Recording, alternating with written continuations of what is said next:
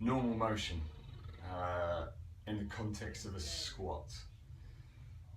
Uh, Definitely, if you've had any involvement with the CrossFit or any strength and conditioning, you'll know there's a lot of different thoughts on how we should squat, front squat, back squat, different lifting squats. What's the best way to squat?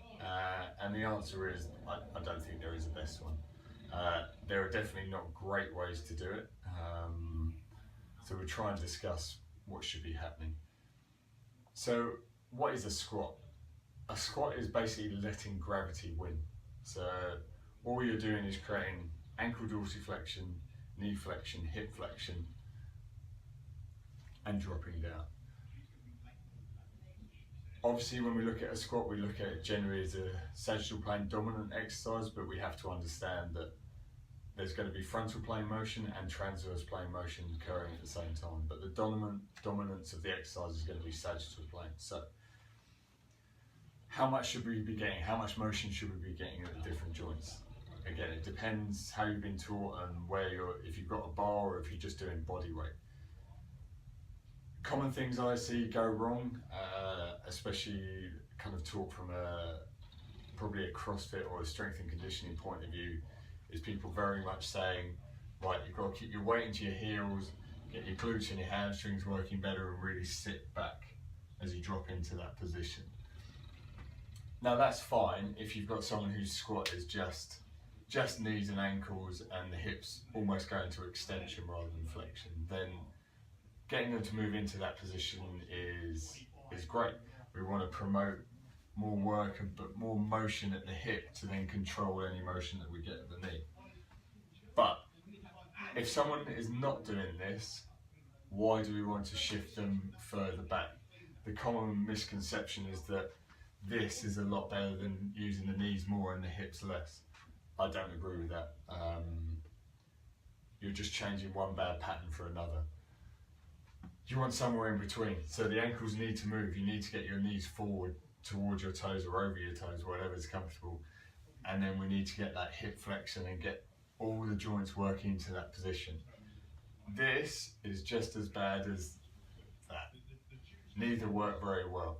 You just change your problem. Obviously, if you're just a knee dominant, you're looking more at knee injuries, traumatic knee injuries particularly. But if we're going into this position, trying not to use the ankles very much, trying to get the glutes and the hamstrings working more, we tend to shove into this lordotic position.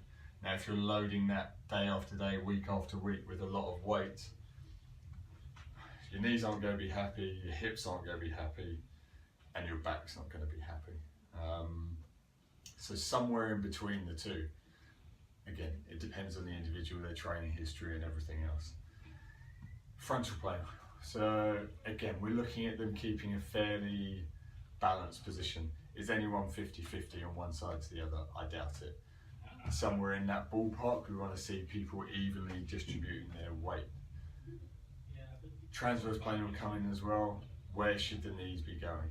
So I think this is very different. If you're doing body weight as opposed to having 100 kilos on your back, I think there can be very different motions.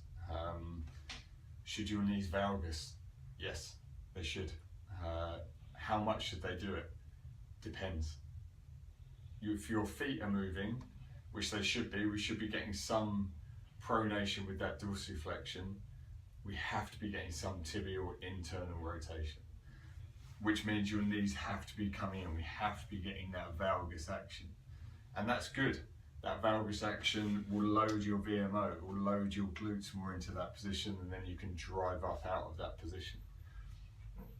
So it's good. Do you want to see that? No. You don't want to see your knees driving in together, especially once you've got 100 kilos on your back. But your knees should be coming in a bit. They shouldn't be screwed out into this weird position.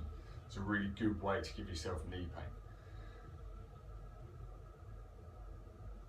It's normal. Don't be scared of it. If someone's collapsing in, yeah, then that's something we need to look at. If they're not using their hips, yes, that's something we need to look at. But if they come in and they're squatting okay, why get them into these externally rotated or just hip hamstring dominant exercises? all we're doing is shifting one problem